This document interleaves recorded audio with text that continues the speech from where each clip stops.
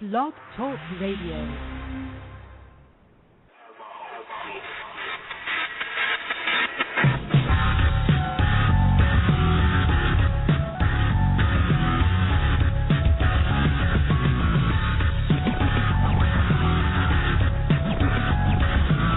We're at war with the most dangerous enemy that has ever faced mankind in his long climb from the swamp to the stars. And it's been said if we lose that war, and in so doing lose this way of freedom of ours, history will record with the greatest astonishment that those who had the most to lose did the least to prevent its happening. We, the people, tell the government what to do. It doesn't tell us. Our Constitution is a document in which we, the people, tell the government what it is allowed to do. The man is not free unless government is limited. And informed patriotism is what we want. But still watch closely. And don't be afraid to see what you see.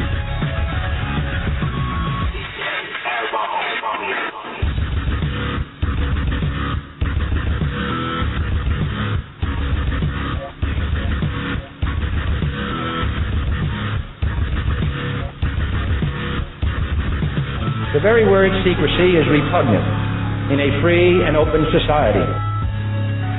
And we are, as a people, inherently and historically opposed to secret societies.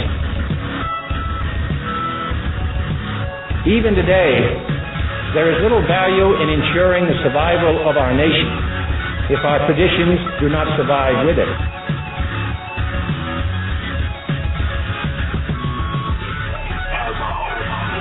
For as a wise man once said, an error doesn't become a mistake until you refuse to correct it.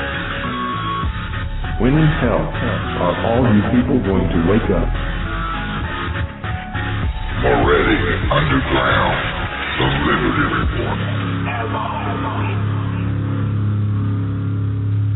Well, hey, everybody. Hello, America. Happy St. Patrick's Day.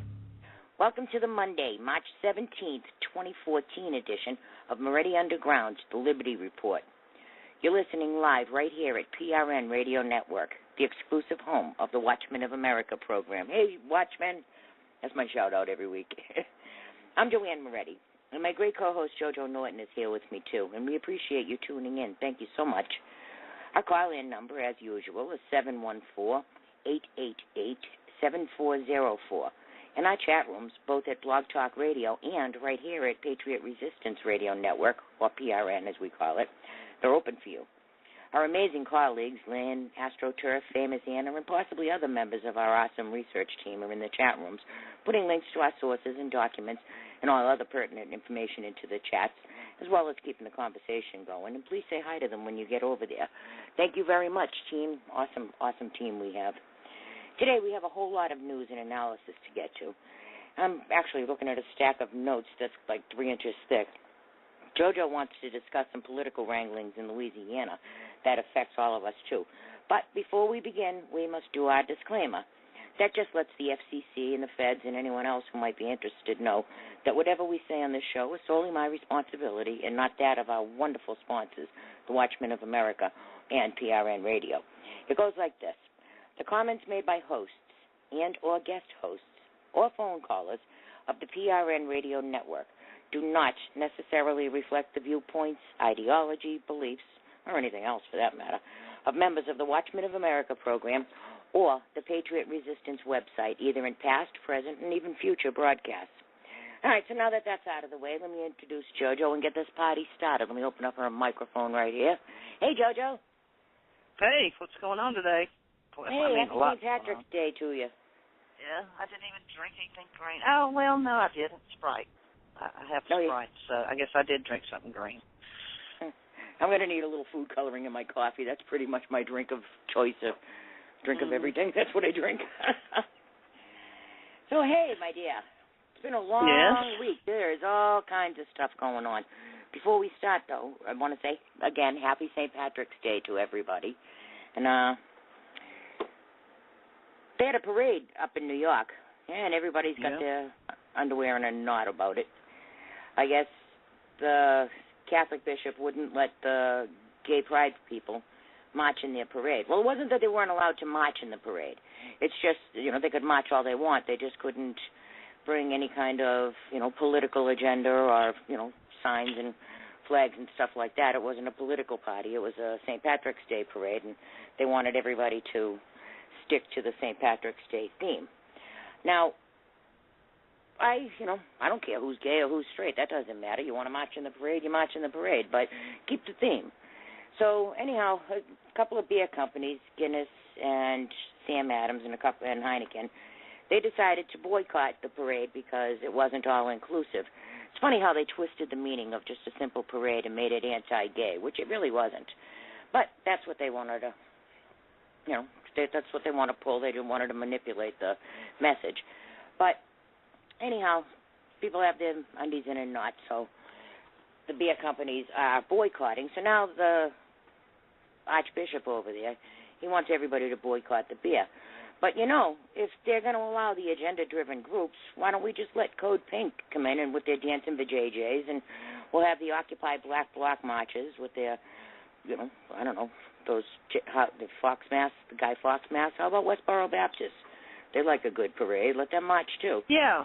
Let the Westboro Baptist go march in the gay parade in New Orleans. That'd go over real good. Yeah, we could combine them with the Caribbean Festival and the Cinco de Mayo and the Gay Solstice People parade, too. It'll be great fun. We can carry placards for whatever agenda is chosen by the individuals. Is it Bastille Day coming up soon? I know what, JoJo. Well, flip everybody out. We'll let the Tea Party march, too.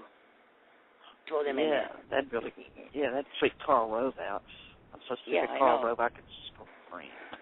Yeah. Anyway, that's a whole nother story. Everything is not about the gay pride, and everything is not about politics. A simple parade to commemorate St. Patrick's Day, which is something they've been doing since he led the Snakes out of Ireland. And, there's a lot of Irish people around. As a matter of fact, my mother was Irish. But, can't take just a day and have a parade and let it be nice for the kids, and it doesn't have to have any agenda. It's a theme parade, St. Patrick's Day. Put on your shamrocks and Kiss Me I'm Irish shirts and just go and have fun, get balloons and let the kids watch the horses go by. I don't see the big deal in it. Everything doesn't have to be about some agenda. And obviously because it does now. It's either the Muslim agenda, the gay agenda, the liberal agenda, the whatever agenda. Mm-hmm. Everything's an agenda. Yeah, well, I think we should just combine them and have a whatever the hell you are, bring your placard and come party. We'll have a parade. Otherwise, just what's the sense in it? There's no need to be destroying it for everybody because you got a political agenda. Take it up in a different venue. You don't need it at the parade. Today, Justin Pelletier. You all remember Justina Pelletier. She's the young girl who was kidnapped by Boston Children's Hospital. Well, yes. There was a hearing today, and the judge kicked it down the can and said that they will have a ruling by Friday. Of course, there were a lot of people out there outside the courthouse protesting and holding prayer vigils, and there was a massive campaign on Twitter to Governor Deval Patrick. That's Obama's mini-me, by the way. And, just all the legislature in Massachusetts. So the judge kicked it down the can. It says this is from the Blaze. A juvenile court judge on Monday afternoon made no ruling in the case of the Connecticut teen at the center of a high-profile custody and medical diagnosis battle. The judge instead said that he would make a ruling by Friday. Matt Staver with Liberty Counsel announced outside of the Boston courthouse Monday afternoon, calling it another kicking of the can.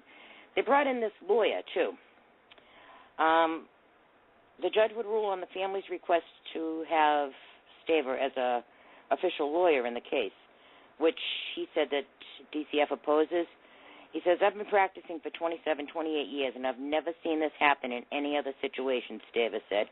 The lawyer also said that he sees the case as a significant violation of the Pelletiers' constitutional rights. So this is really heating up. This judge better make the right decision, or this is going all the way to the Supreme Court. In the meantime, this kid is asking her family and her friends, when can I go home? Why can't I go home with my parents? She's 15 years old. If she wants to go live with her parents, she should be allowed to go live with her parents.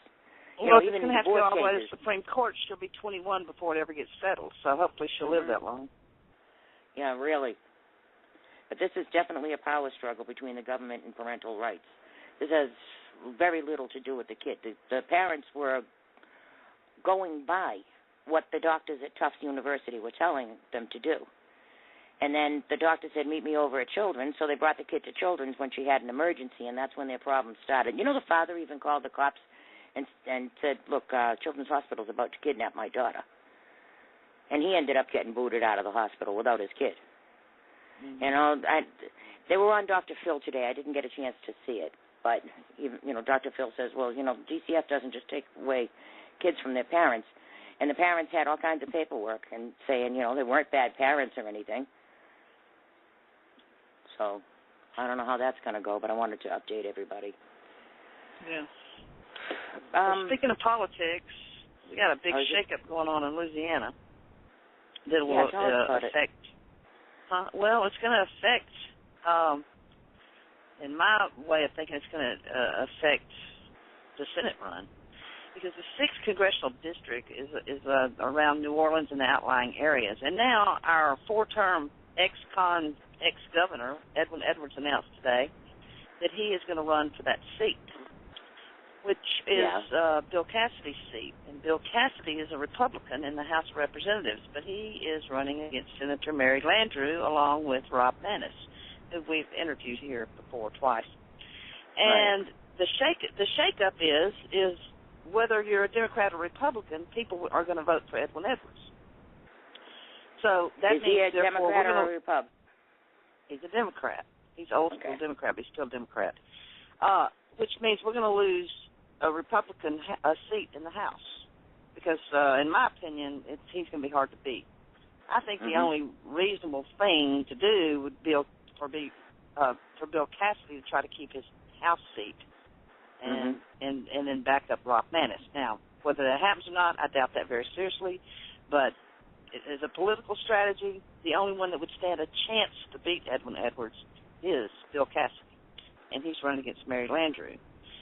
And we knew for about 2 weeks now he was going to announce, but this comes from NOLA.com, which is New Orleans. It says, just 3 years after his release from federal prison, former Governor Edwin Edwards is throwing his hat to the open race for Louisiana's 6th Congressional District.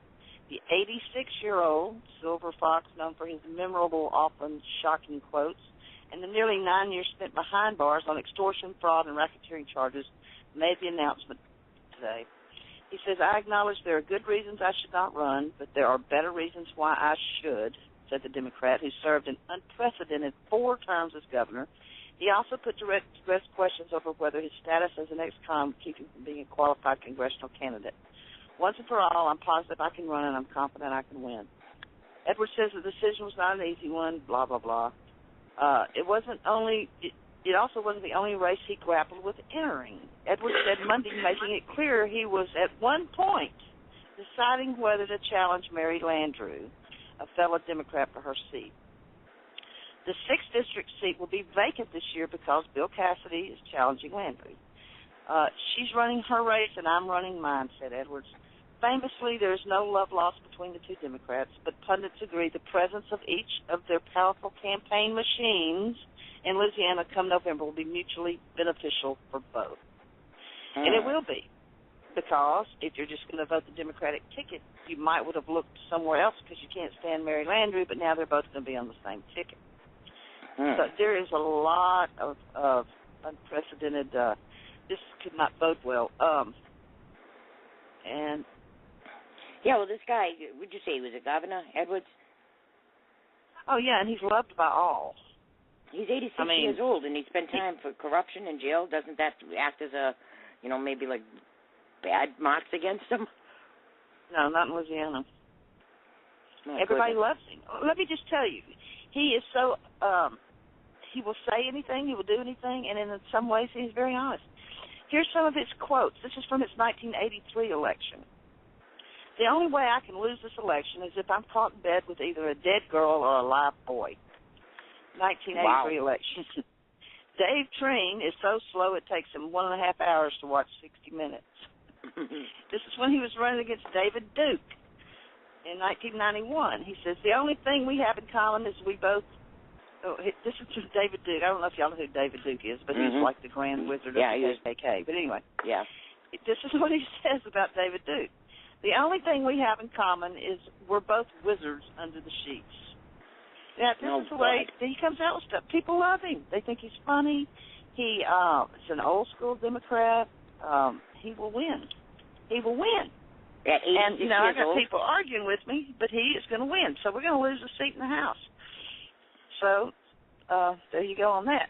And I went and looked up, all these people, we just need to get a good conservative to run against Edwin Edwards. Well, I went and looked at who's running in this district, and there's nobody. Nobody's strong enough to beat him. Nobody even, my best guess, there's 1, 2, 3, 4, 5, 6, 8 Republicans and 2 Democrats running for this spot. And out of the 8 Republicans, all together, they might get 10% of the vote. You should throw your hat in the ring now. No, I'm not. I can't. I don't live in that district. I live in the 4th district. Oh. So, but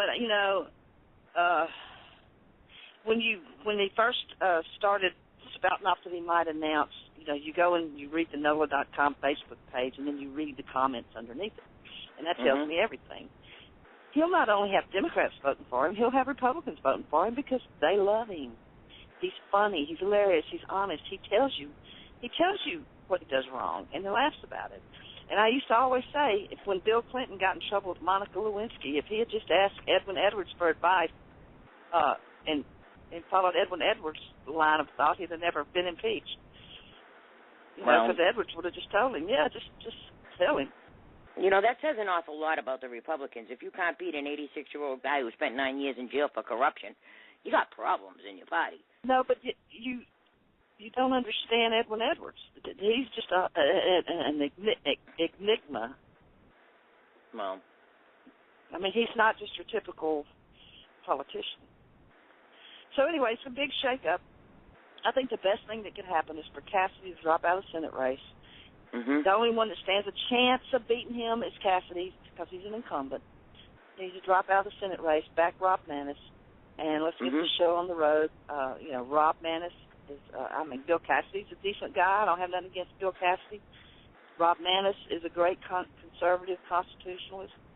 And if we're going to get Mary Landrieu out, we're going to have to team up. We have to do this right, or we're going to lose a seat in the House.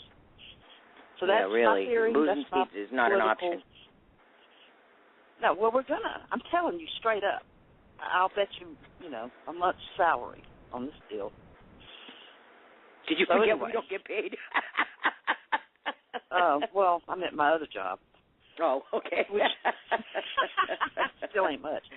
Yeah, so really. We'll see how this goes. I just want to give you the heads up now because this is going to be huge for the Senate race. This is going to affect the Senate race tremendously. I mean, everybody acts like, it's just a seat in the House, it's just one district of Louisiana, but it's all implicated toward the Senate race, too, which we're all part of the Senate, I hate to tell you. Yeah, we are. That's 6 more on all of us. Hey, we'll keep an eye on that, and we'll see what we can do to get people's awareness up over this, and especially about this guy, Edwin Edwards, 86 years old and spent 9 years in jail. I don't know. That doesn't sound like the ideal candidate. He's got about an 18-month-old kid. He married a woman that was his pen pal in jail. She's 50 years younger than him. This is just his typical MO. She's his third wife. His second wife was named Candy, and she was a lot younger than him. But he divorced her when he went to jail, so she wouldn't have to wait on him, I guess. I don't know. Well, he's definitely. But he's definitely a card. That's for sure. 86 years old and he has an 18-month-old kid. You should get a medal for that. There's a lot more I could tell you, but it'd take up too much of the show. But we need to keep our eyes on this shit. Yeah, really. All right. Hey, on Saturday, Obama failed to attend. I just realized I said a cuss word. I'm sorry. Oh, I thought you said ship as in boat. Oh, yeah, that's what I said.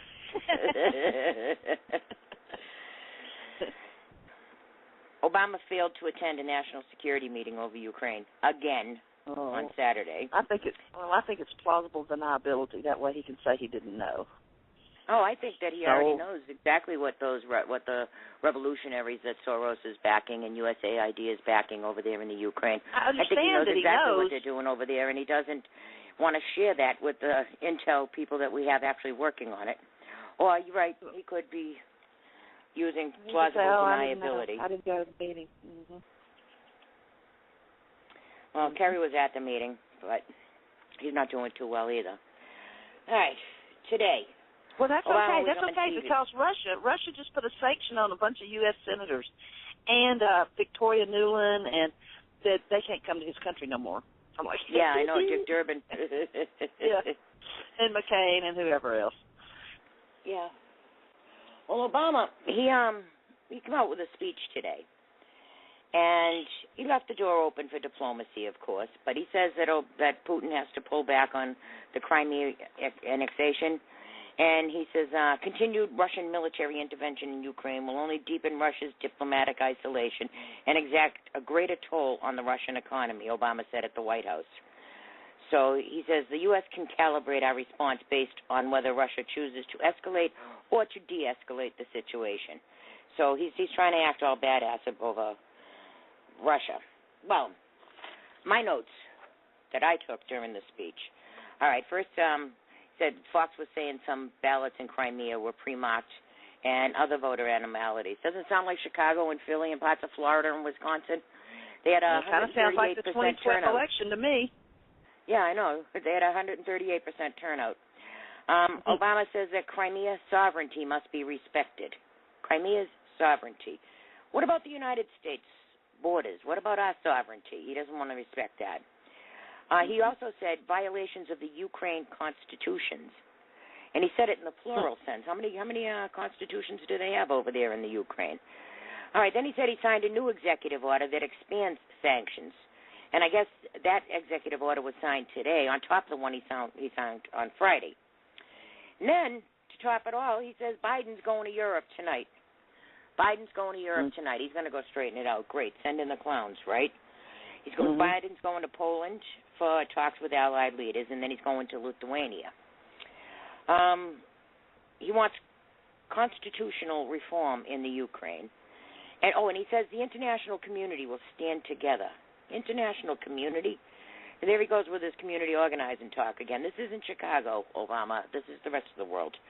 Anyhow, now he says he's going to stand firm in his unwavering support for Ukraine. So is that like the support he gave them when they were overthrown to start with? All right, you remember Soros and all his little revolutionaries and his Renaissance Foundation and USAID, of course. You know, Brzezinski's running the operation. He's the one who's most qualified for these revolutions. He's been doing it since he's been into government service. Now, when he says that they're going to, he's going to have to pull back on his Crimea stuff, let me tell you something. Putin's already got his eyes on East Ukraine. He's already got troops inside East Ukraine. The Ukrainian military is gearing up, but, I mean, you know, Putin will crush them like fleas. So that means that we're going to have to step in. Now, I don't know why it means that we have to step in, considering the European Union is who would benefit or lose from any type of a situation with Putin, right? If he would shut off that gas, Putin doesn't have just gas pipes going through Crimea in the Ukraine. He's got them all throughout Europe. All he's got to do is flip a switch, and he can shut off all the natural gas to Europe that he wants. Now, we're not going to be able to come up with that. You know, Obama talks big. He says, well, you know, that gives the United States an opportunity, and don't worry about the natural gas. If Putin shuts it off, we'll bring you natural gas. How's he going to do that? He won't let the stupid pipeline go through. Well, not even a pipeline, but they could make it liquefied natural gas and put it on ships and bring it over there, but there's a problem with that. The natural gas companies we have are private companies. What's he going to do? Nationalize the gas industry now? Yeah, probably. How's he going to tell private companies to supply Europe and control that? With his pen and his phone, just like he does everything else, and he'll write an executive order. I mean, yeah, well, it sounds to me like he's threatening to nationalize. He's going to use that Ukrainian situation to nationalize the United States natural gas industry. Go back. March 16th, 2012, executive order. the one that he takes over everything.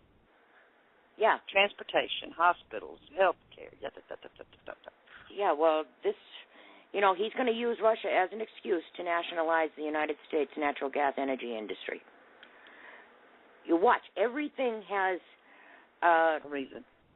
Purpose. And that is his reason. CNBC says that, unlike in Russia or the petrostates of the Middle East, private companies own and supply U.S. natural gas.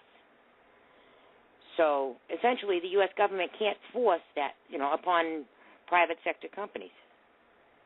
But wait a minute. Let's stop and think. Wait, hold it.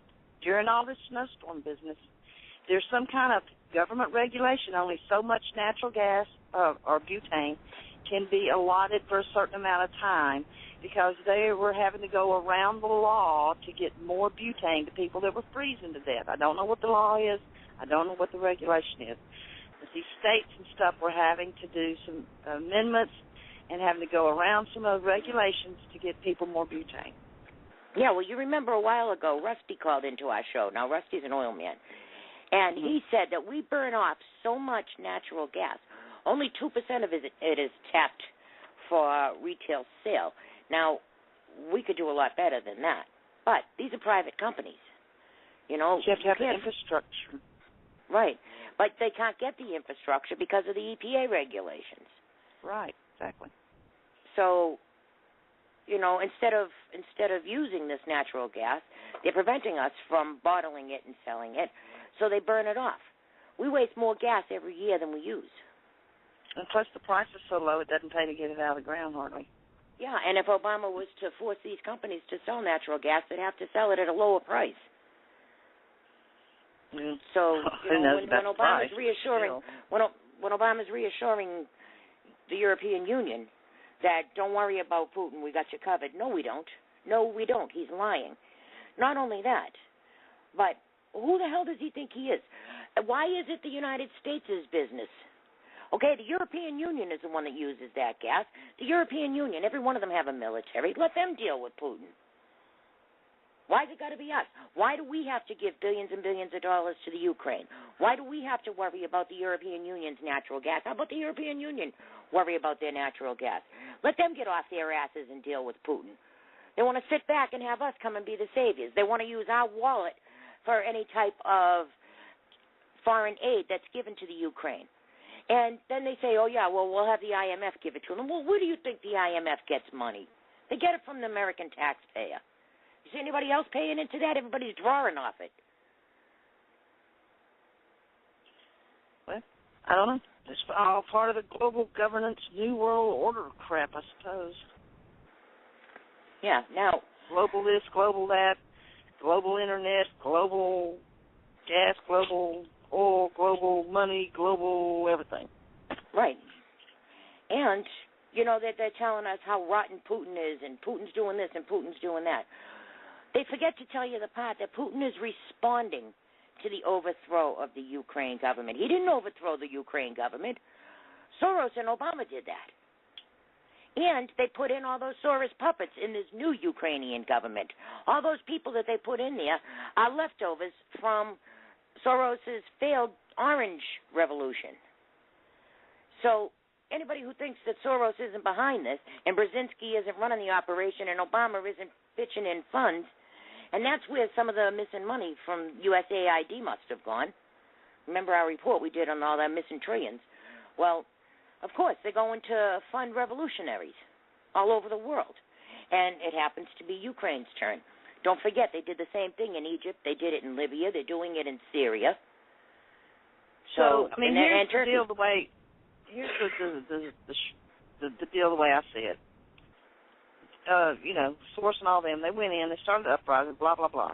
So the choices are Ukraine either goes to the EU or goes back to Russia. So what's Putin supposed to do? Just let it go back to the EU, or is he going to fight for it? Putin's going to fight for it. Nutshell. Putin isn't on board with this global government thing. He doesn't trust anybody to have Russia's best interest at heart, except for him and Russians. Russia is not just a state, it's a whole culture. And he's working toward being the powerhouse of the world. he is working. His goal in life is to take over the U.S. as being the most powerful nation in the world. Oh, hell yeah. And China's giving him a run, too. We're going to get to that. But, Putin's looking out for Russia. I wish Obama would look out for the United States as hard as Putin looks out for Russia. Obama, he wants to give away everything. John McCain was saying we should arm the Ukrainian rebels. What?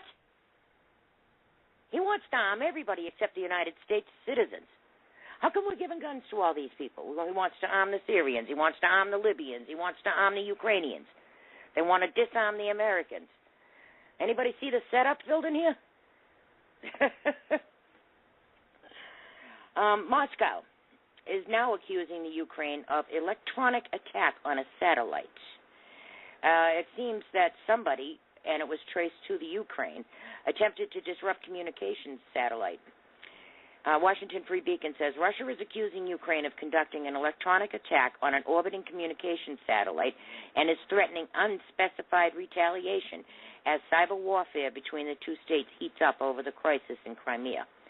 Russian Ministry of Communications and mass media revealed Saturday that an electronic attack against a Russian television satellite was traced to the Ukraine. Appropriate services have detected the exact location of the source in the Ukraine territory, the ministry said. The Russian ministry said the attempt to use radio-electronic war means against a Russian relay satellite violated the 1992 International Telecommunication Union Charter. And Interfax is reporting that the Ukrainians attempted to decay the orbit of the communications. Now, taking over satellites to fire its engines and alter its orbit is an extremely different challenge, and he says he knows of no example, but he said one explanation is the Russian government will retaliate. So God only knows what he has in mind. Well, I'm sure we'll see soon. Yeah, well, then Putin come out just before we come on the show, about a couple hours ago, and he signed a decree recognizing Crimea as a sovereign state. So they're all flipping out that Russia's annexing Crimea. And Russia just said, no, I didn't annex them. I just gave them back their freedom. Took them away from Soros and Obama. Mm-hmm. Now, you watch what he does. He's going after the eastern Ukraine. Like I said, he's got pipelines, not just in the Ukraine. He's got them all throughout Europe. So unless Europe defends itself, then screw them. Like, what's her name, Victoria Nuland said, F the EU. Obviously, they're not going to get up and help themselves. They're waiting for us to come and rescue them. They want our soldiers in there. They want our money in there. Well, what's their contribution to this? Were the Italians going to send one plane? The Russians maybe send a couple of guys? Not the Russians, the French. They're going to send a couple of guys. What about the UK? Well, I kind of think they got the Obama-itis, waiting around so they can sit on their butt and then everybody else can just... Well, the Ukraine's got an army. Germany's got an army. Poland. Yeah, but they Lithuania. don't much. Well, NATO doesn't. NATO's us. I mean, they want us to think NATO's all these nations, and we're 90% NATO. So. Well, there's a big problem with NATO and the UN. What if they do say, okay, we're going to go after Russia? Russia has veto authority. All Russia's got to say is, no, you're not. And they're not. Putin wins. Yeah. Obama. That was part of the 1991 shakeup, too, the UN authority. Well, Obama made a very big UN. mistake.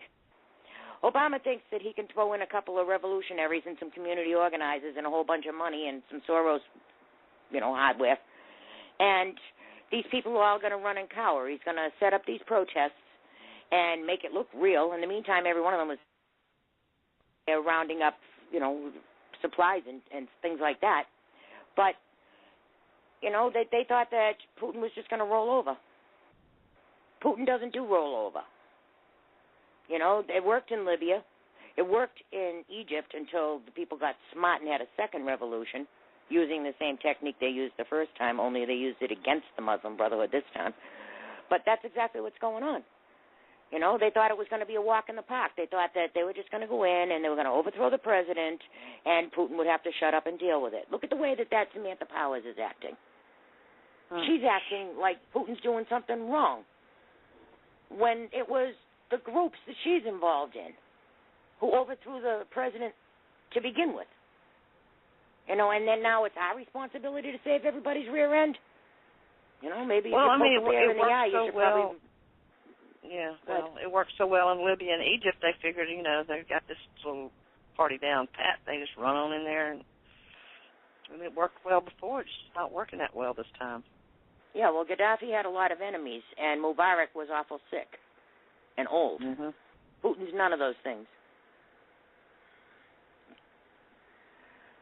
And yeah, Putin is laughing.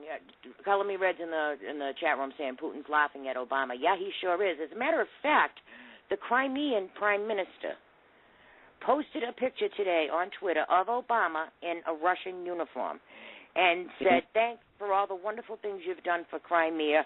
You made it really easy for us, and now you've been promoted to colonel," or something like that. And they had him in a Russian military uniform.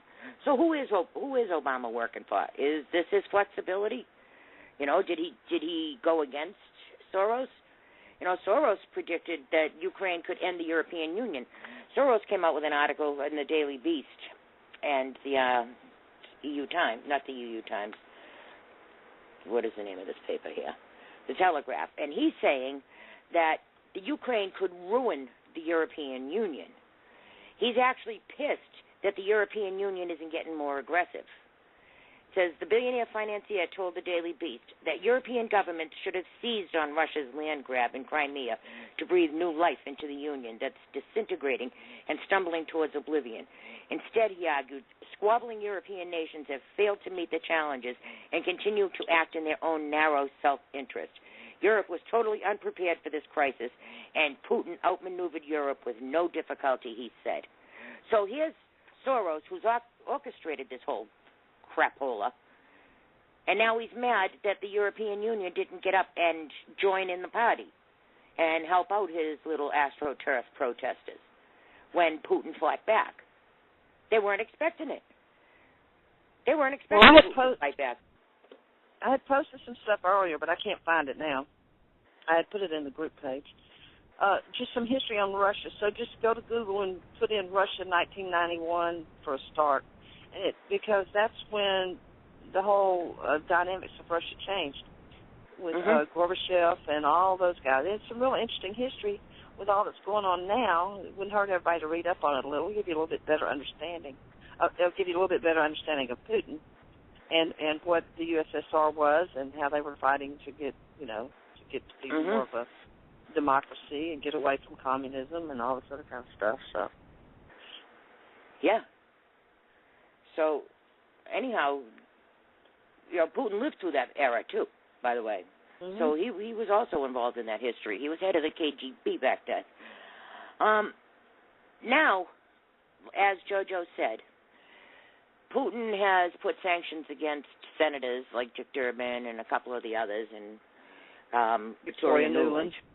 Yeah, well, that's because Obama has taken away passports for the counterparts over there in Russia. But you know what's going on? Treasury notes, treasury bills are being dumped by the barrelful, not just with Russia. The rich people in Russia, they have already taken $100 billion out of U.S. Treasury bonds. Listen to this story from the New York Post.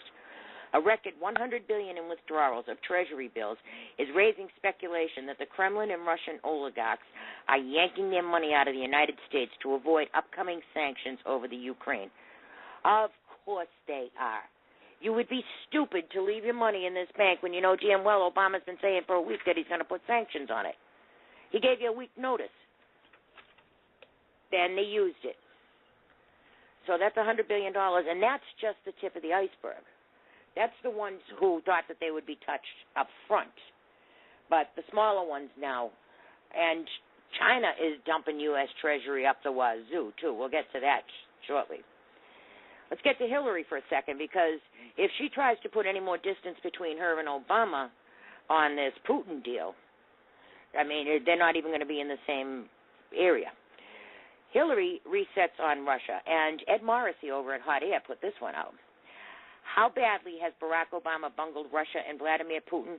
Even the woman who created the embarrassing reset button fiasco has started to distance herself from the White House. National Journal's Michael Hirsch belatedly comments on Hillary Clinton's stunning equivalency between Putin and 1938 and its reflection of clueless foreign policy that she herself initiated. In recent weeks, as the standoff over the Ukraine escalated, Hillary Clinton did something that she never did as Secretary of State. She put considerable distance between herself and the president that she served so loyally for 4 years. While Barack Obama cautiously warned Vladimir Putin to back off his claims on the Ukraine, Clinton rolled out a rhetorical cannon, comparing the Russian president's move to the seizure of territory by Adolf Hitler that set off World War II. Her comments were so harsh and controversial that she was forced to walk them back a bit, saying, well, I'm not making a comparison, certainly, but I'm recommending that we perhaps can learn from this tactic that has been used before. So she backs out and says she's not making a comparison, but we should learn from the tactic. So then she is making a comparison, right? So she compared Putin to Hitler.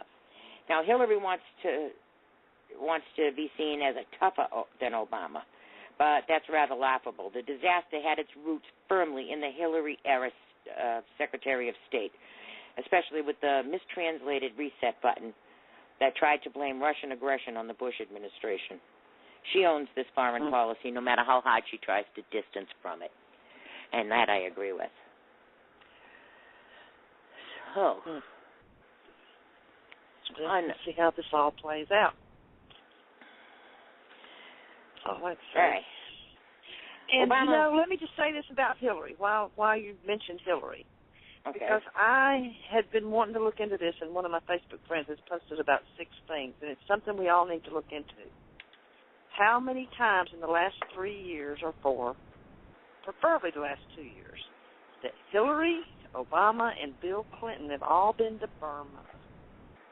Now, I'm not going to go into it because we got a lot of news to cover, but I want everybody to put that in their mind. What was their interest in Burma that they went over there so many times? There's something there. Oh, I haven't had time to look into it today, but it's been in the back of my mind for over a week, ever since this plane went missing. And one of my Facebook friends has been looking into it and posting all kinds of stuff, and I haven't had time to look at all of it. But keep that in the back of y'all's mind, because they made those 3 people, especially Hillary and Obama, made I don't know how many. I'm going to say. Now, I remember we looked into Burma, and we looked at the geography of the place and the topography. Burma's also known as Myanmar. Yeah, Myanmar. Is that right? Myanmar. But yeah, we looked at that. They have a beautiful corridor that connects Asia. They have all kinds of natural resources, everything from fertile ground to clean water. They have a whole bunch of little islands. Yeah, I think there's some hidden gold there, too. Yeah, I believe that there's left over banking. from World War II or something. Yeah, well, they got a little shadow banking system going on there. Mm-hmm. Yeah. All right. Well, we all know what's going on with Russia. I don't know where it's going to end. I don't know where it's going to lead to. But I think it's time, if the European Union, wants some help, show a little incentive. Don't just sit there and park your ass and watch TV and eat popcorn while we come and rescue you. You want to straighten Putin out? Get off your ass and go straighten him out. That's the way I'm seeing it. This is really, it affects all of us.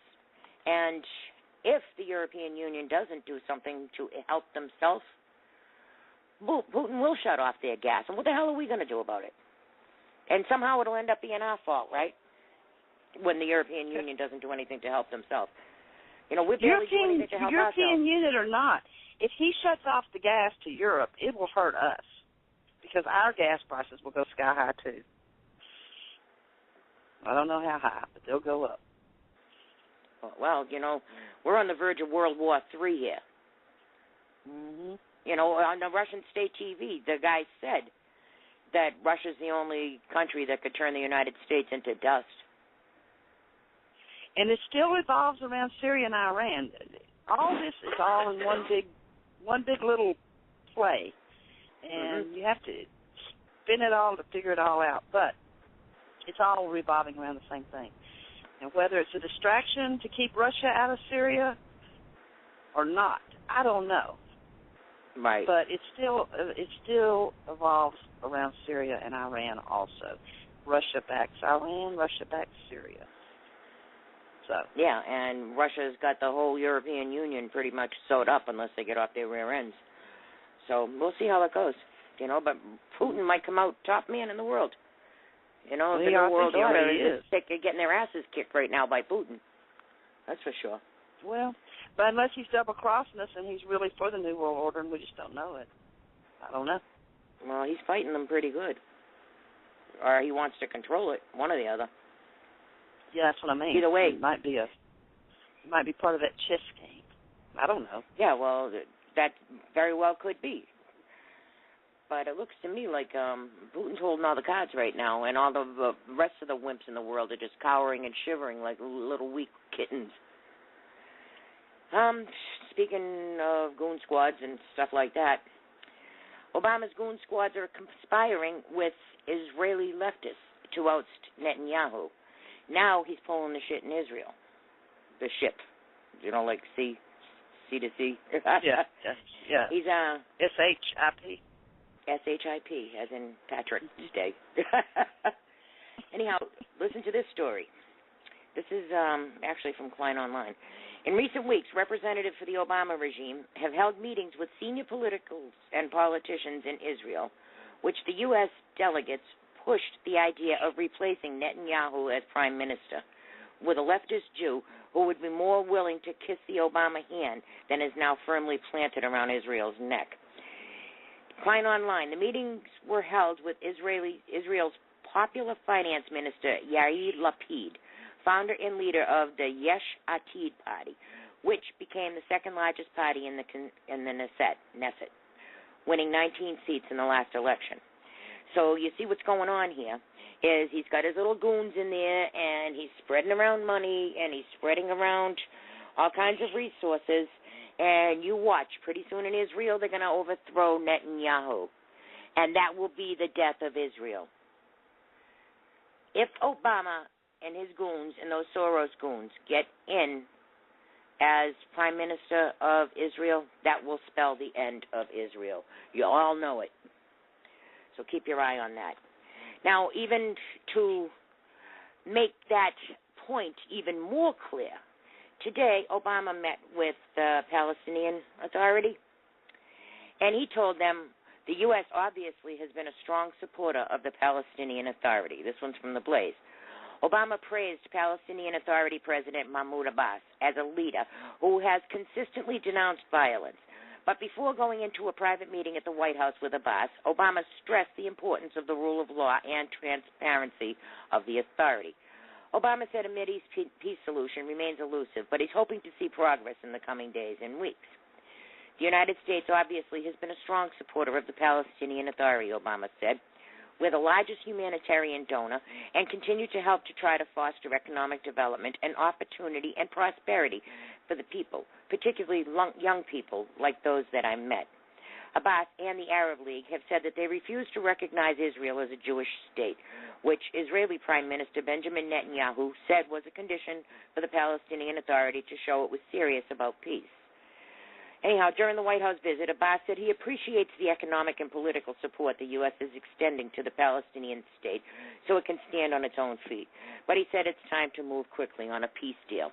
Now, you know they want Israel to go back to the 1967 borders. He says so here. He says, we're working for a solution that is based on international legitimacy and also the borders of the 1967 borders so that the Palestinians can have their own independent state with East Jerusalem as its capital so that we can find a fair and lasting solution to the refugee problem.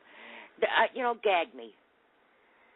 Here you have a bunch of people who the only thing they're good at is shaking a tin cup. The whole world feels bad for these poor Palestinians. The Palestinians are actually Jordanians.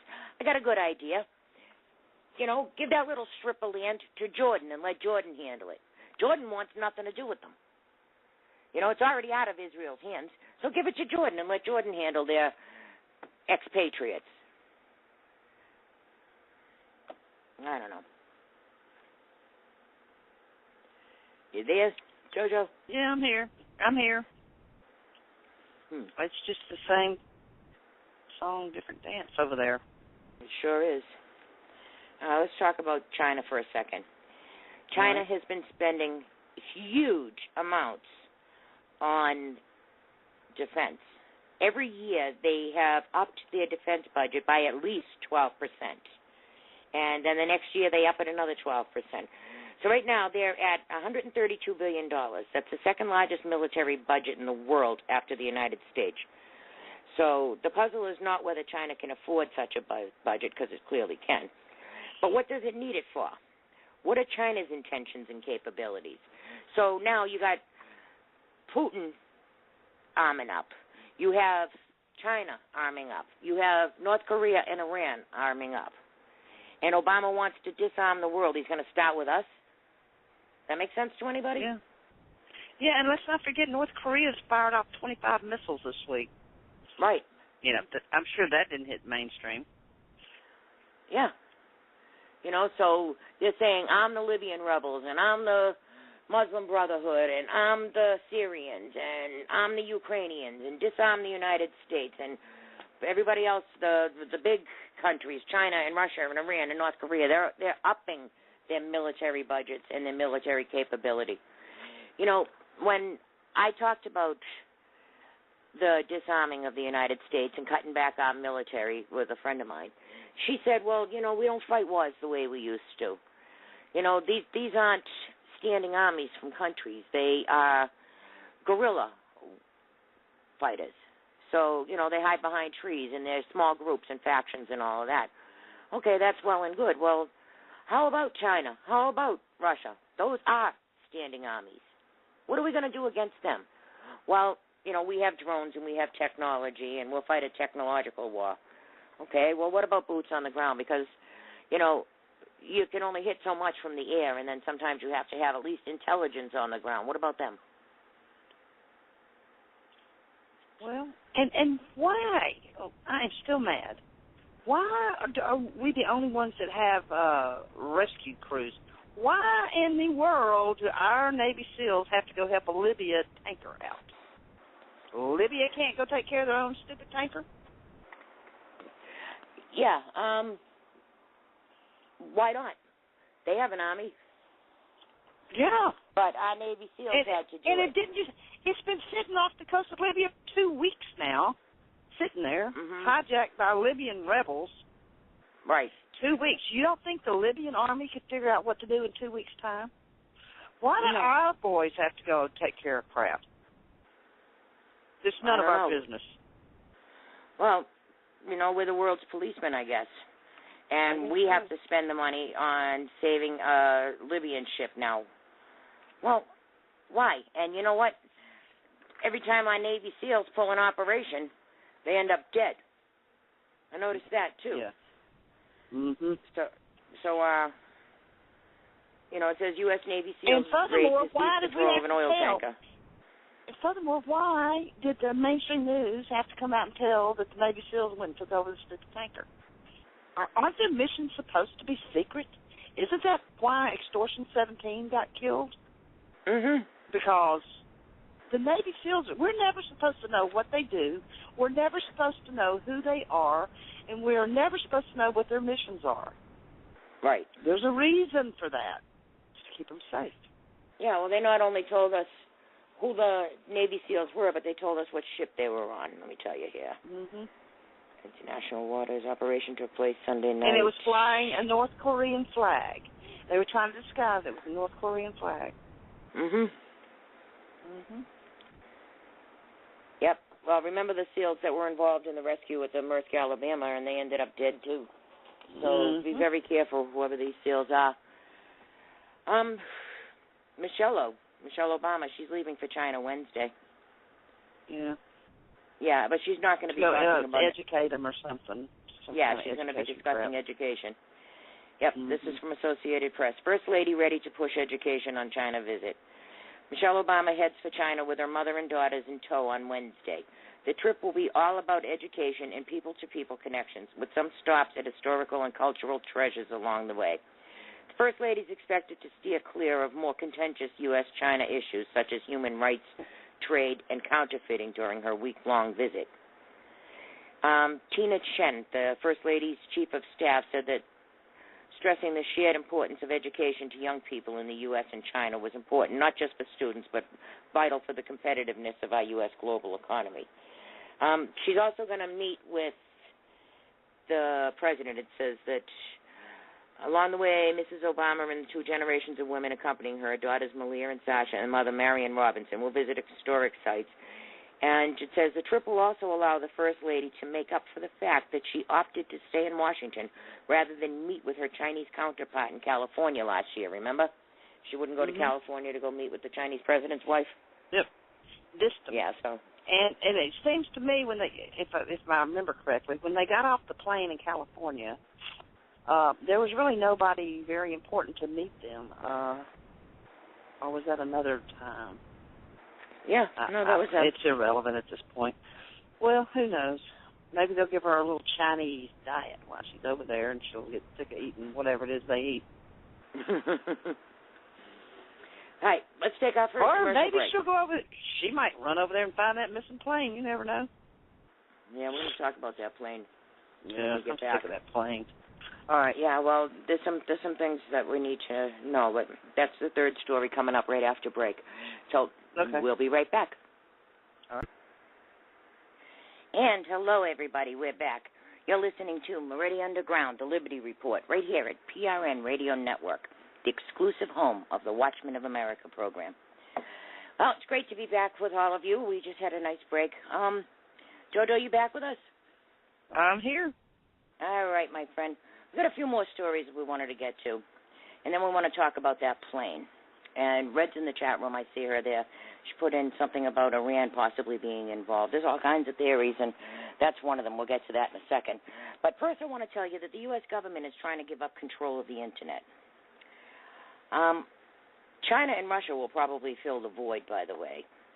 But the Commerce Department announced Friday that it will give the Internet Corporation for Assigned Names and Numbers, it's called ICANN, an international nonprofit group, control over the database of names and addresses that allows computers around the world to connect to each other. Who is this ICANN? ICANN. You know, it says that, they're an international group of private business people. Well, who is this international group? The United States invented the Internet. The United States should never give up control of the Internet. Now, remember, the NSA is up to their ears in scandal. So, that's one way of getting it out of the limelight, even though the NSA will never give up spying on the Internet.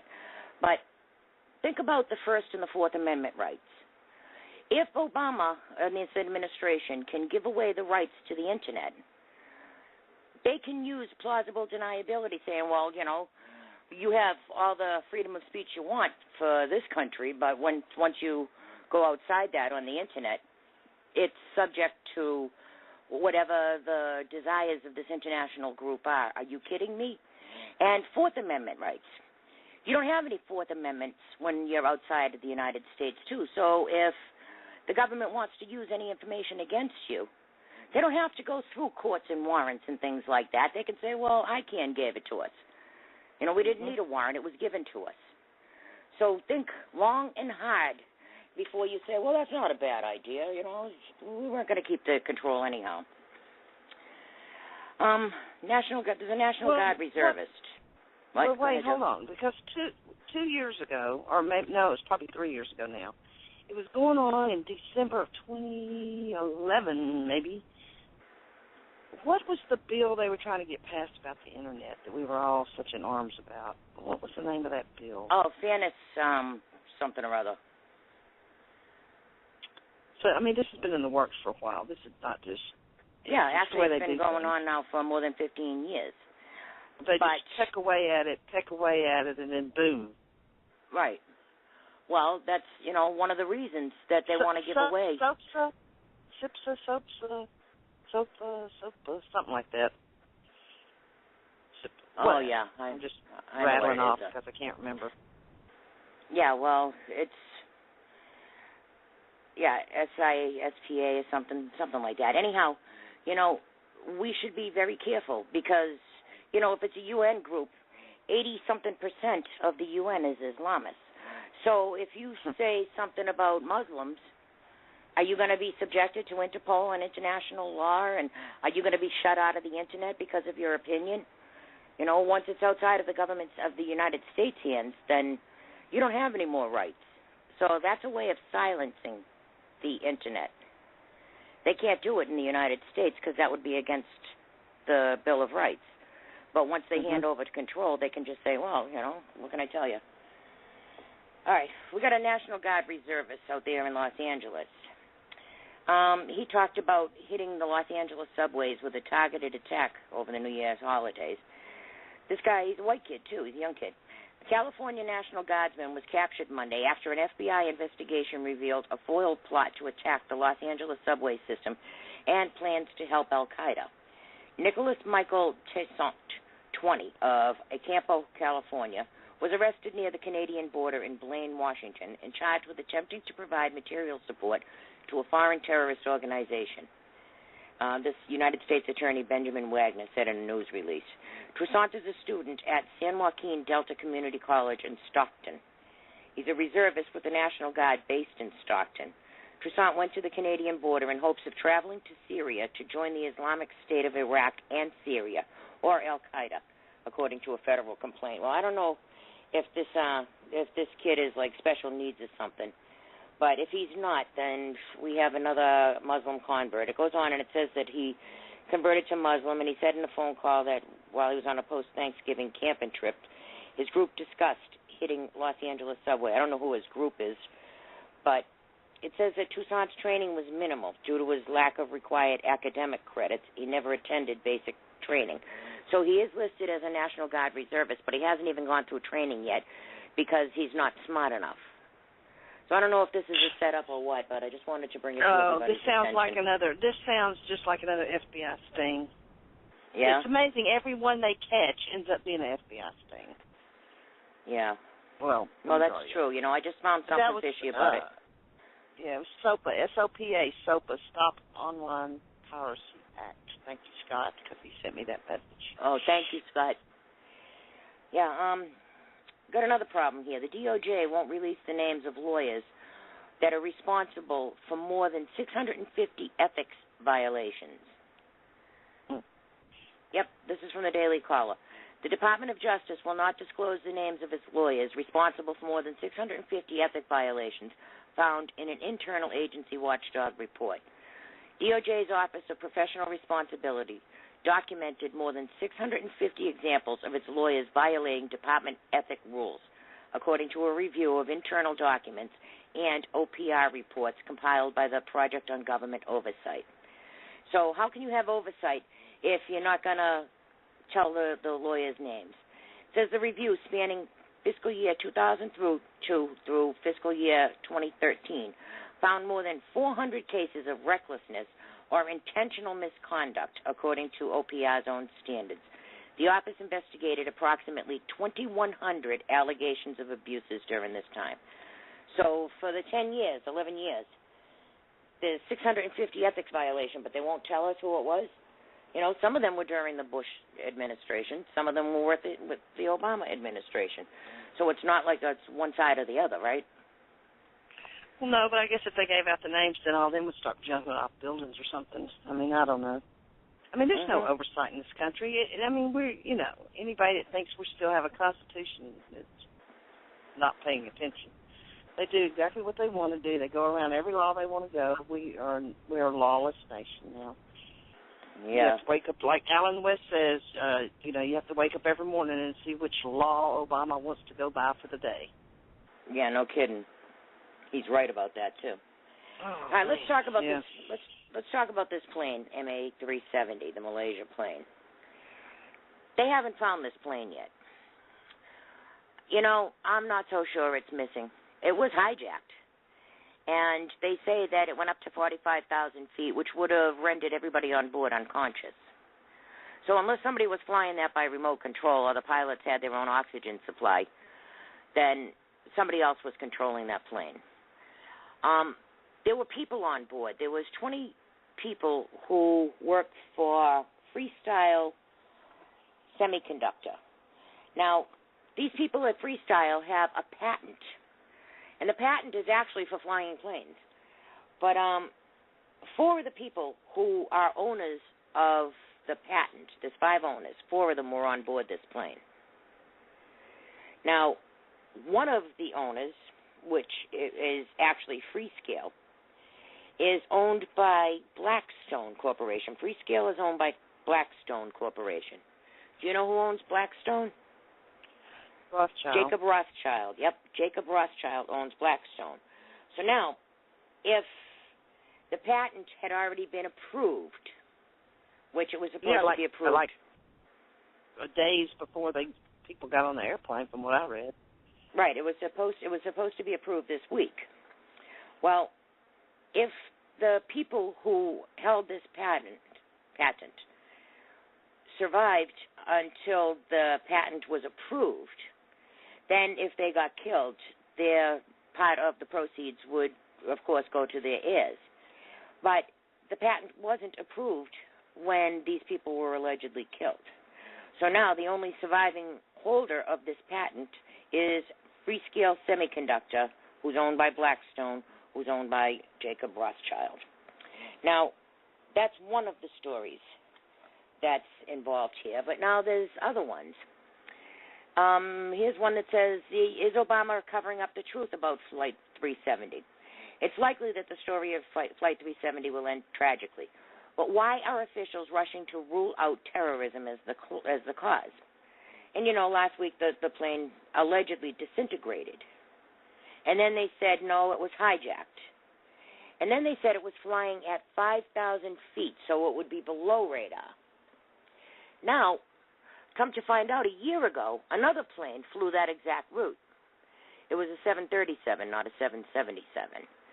But that 737 was chartered and ended up diverting and taking the same route that this one allegedly took, and it ended up on some little island where the drug cartel members were supposed to be meeting with members of the administration to make some sort of a deal. So, Jojo, I don't know what happened to this plane. I looked it up with a pilot friend of mine on Google Earth, and there's 2 Cocoa Islands. There's a large one and a small one. The large Cocoa Island has a landing strip that would hold a 777, and it is very remote, and there's very few buildings around it. There's about 12 buildings that happen to look like military-type buildings. There are no large hangars, so there is somewhere it could have landed and refueled or landed. But that was probably the first. But there are places it could have landed, is the whole point I'm saying. We looked that up on Google Earth. I've got 2 pilot friends that have calculated fuel and this, that, and the other, and blah, blah, blah, blah, blah, blah, blah. I won't go into all that scientific stuff. And both of them think it went to Iran. Now, that's just a guess. That's my whole thing with this airplane. There is, if not one, there is 100 theories out there, and I think we'll never know what happened to it. But I don't think it crashed. Red posted in our chat room a story from XLL expert. Iran is likely involved in the MH370. If you all click on that link that she posted in our chat room, if you take a look at the pictures that are being held up of the 2 kids who traveled on the stolen passports, they are so photoshopped. Yeah, if you look at the legs on each of those kids that they show in the pictures, that's the exact same thing. Half the picture at the bottom half is identical to each other. They changed the faces and the shoulders of these kids, allegedly. But the bottom half is the exact same picture in this one here. Now, Israel also believes that Iran had something to do with it, because Israel right now is on high alert, saying that, they don't know if Iran's going to fill that plane up with bombs and fly it over to Israel and blow stuff up over there, or, now if the passengers are all dead on the plane, can you imagine if they decided to fly that plane over Israel and Israel shot it down? Now, Israel's going to get blamed for killing every one of those passengers, even though they were already dead. So there's a lot of stories. I believe the passengers are dead. I do believe that. Also, I mean, even though their cell phones were off, not off, but they couldn't reach people and nobody has communicated with them, they said that the phones were ringing, right? Well, all of those cell phones have GPS in them. So even though those phones are not being used, their GPS is still active. So why can't they find them, just tracking the cell phones? Because they don't want to find them. No, they know where exactly. They know exactly where that plane is. The NSA is known from the get-go. And the thing I alluded to when all this started was that pilot. Both pilots were Muslim, the pilot and co-pilot. The pilot spent every waking, 24/7 when he wasn't flying, practicing on a simulator in his own home. So right, and he was an activist, too. What's to say he didn't practice for a year to do whatever it is he did? Right. Well, they say the last communication was from the co-pilot. He said goodnight to everybody or something. So we knew he was alive. So, what about these people? What about the free-scale semiconductor people? I kind of sort of think that some of them would still be alive. They're pretty smart. They know some secret information, I'm sure. Not I if think they would want to keep them alive. Yeah, well, see, that's the problem with the Rothschilds patent. Unless they can prove they're dead, then Rothschilds isn't getting their hands on that patent yet, right? So they're going to have to eventually turn up. They're going to have to come up with the bodies of those people. Oh, like Bin Laden, maybe? Yeah, well, they're going to have to show a body to be declared dead, right? For the patent. Oh, okay, I see where you're going. For the patent, okay. Yeah. Yeah, well, you can't say that Freescale owns it if I those guess people are hijacking. If you can fake a birth certificate, I guess you can fake 4 death certificates, too. Yeah, well, they better be showing some bodies, right? Well, I don't know, but if Iran has anything to do with that, remember, they hijacked our drone, so it wouldn't be that hard to hijack a plane now, would it? They can be controlled on the ground. And those other things, AWACS, they can control a plane, too. But that plane was that taken AWACS story. That AWACS story, it mirrors exactly what last Monday you were saying when you were showing that flight pattern radar thing, where you had this plane was in red, and there was that little yellow plane that went right up to it, and then the other plane disappeared. So that matches that story. Yeah, well, there's a whole bunch of stories and a whole bunch of theories. What we do know is with the amount of technology and the amount of satellites, I mean, they can tell you the writing on a football at a little kid's game from space. And in that area, there's a whole bunch of islands, and there's some secret prisons and things like that all over the place down there in the Indian Ocean. They didn't go north because China would have picked them up. So they had to go back southwest, right? Otherwise, other radar would have picked them up. They were flying at 5,000 feet at one point below radar. So this pilot, whoever was piloting that plane, knew exactly what they were doing. They took that plane to the limit by bringing it up to 45,000 feet, and then they dropped it. So that sounds to me like they were trying to kill the passengers. And then to fly that low, whoever was flying that plane had mad experience. That's where I'm going with them practicing so much. Right. No flight school person with 2,000 hours on the plane, flying, did that. Not that kind of flying. That's some serious military flying in a commercial plane right there. So either a military pilot was flying it or controlling it. That's what I know, and I bet you they know exactly where it is. But they're never going to tell us the truth. I think that they got us chasing our tail. Yep. And then meanwhile, while everybody's chasing their tails over this missing airplane, all kinds of other messes going on. Yeah. That we're, I guess we'll find out later. It's hard to keep up with all of it. Right. So I just smell a false flag coming out of this airplane. That's what I smell. Well, they wanted whoever or whatever may not be a false flag. It may be the real deal, but we'll never know. Yeah, but if they're saying, okay, we're going to release this plane and we're going to fly it to Israel and all the passengers are safe, and then Israel says bullshit, and they're going to bullship, and they're going to shoot it out of the sky, Israel will get accused of killing all those passengers, and Iran wins that little fight, don't they? But Israel wants an excuse to bomb Iran anyway. So it could work either way. Yeah, well, Netanyahu's up to his ears trying to fight off Soros, Obama revolutionaries now. Oh, yeah. And did you see the story that Obama wants Netanyahu to step down?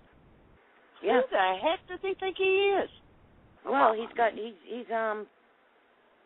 all kinds of people over there working on it, trying to overthrow Netanyahu. Oh,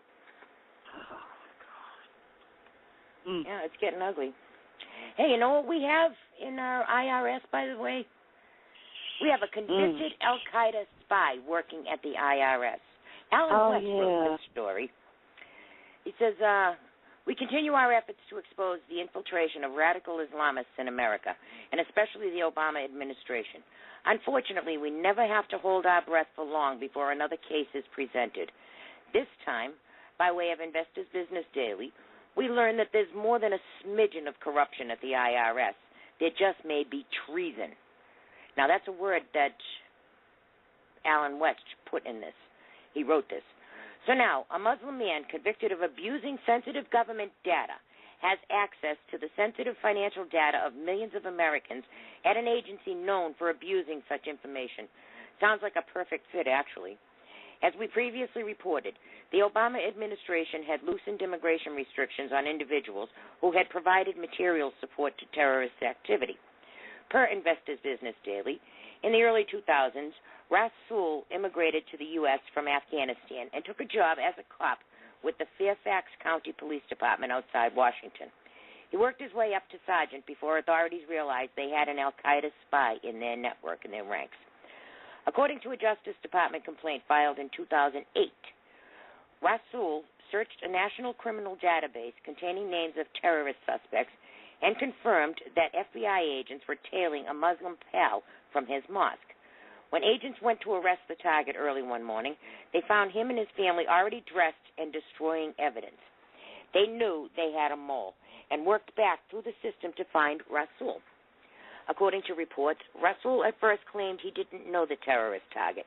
He confessed only after hearing a recording of his message for the suspect, Abdullah al-Nashan, a close associate of Al-Qaeda's cleric Anwar al-Awlaki, who helped some of the 9/11 hijackers in Fairfax County, Virginia. Rasul finally pleaded guilty to illegally searching a federal database. There's a den of venomous Islamic snakes occupying northern Virginia, and at some point it will have to be rooted out. However, to have this individual now working in the IRS with such sensitive access is disturbing. Mr. Rasul, who is still at the IRS and goes by the name Weiss Russell, is a felon who should have been deported after completing his sentence. I can already hear the responses from our progressive socialist friends. These are the same folks who went apoplectic about Halliburton and ties to Vice President Dick Cheney. So, is infiltration of our government agencies by Islamists the goal of that bumper sticker? Coexist. Can you imagine that? This guy changes, he gets convicted, pleads guilty, and he didn't even get deported. When he got out of jail, he got a job at the IRS. Well, the only people they're worrying about checking out is Tea Party people and conservatives. So, you know, if you're not, if you're a registered Democrat, I suppose you can get by with murder in our government facilities. I mean, we got the Muslim Brotherhood in the administration.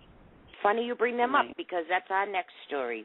The United States admits constant contact with the Muslim Brotherhood. Imagine that. No, it says here, this is by Raymond Ibrahim. In March 14th, in a meeting with foreign journalists in Washington, D.C., deputy spokesperson of the U.S. State Department, you know her, Marie Hoff, she's the one with the glasses, looks just like Jay Connie. All right, she confirmed once again that the United States is in communication with the Muslim Brotherhood, but denied that this means it supports the organization. The exchange goes as follows. Question. Okay, the second question is, the State Department has recently said that it is in constant contact with the Muslim Brotherhood, as with the other political groups, you see. Ms. Hoff says, yes. The question. So, do you think that these contacts have any effect on the United States' relations with Egypt? And are these just mere contacts or support? Because this is very important for the Egyptian public opinion. Thank you. Ms. Hoff says, well, they're contacts. And I'll put it in a little context here. We think it's important to have contacts with all the parties in Egypt because all the parties in Egypt ultimately are going to need to be part of Egypt's future, and that we want to help them be a part of that future and move Egypt out of the situation it's in today.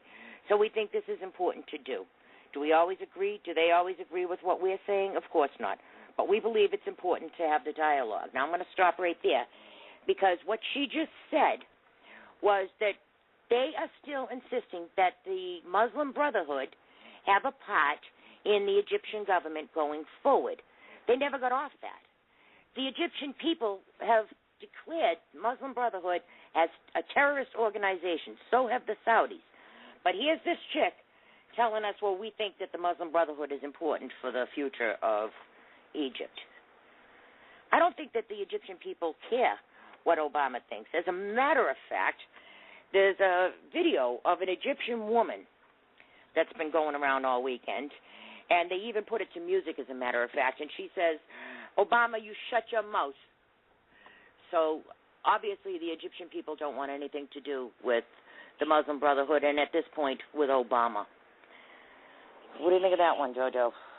Well, I guess the world is waking up. I guess they've seen how they got shystered in all these movements. It's just, when's the American people going to wake up?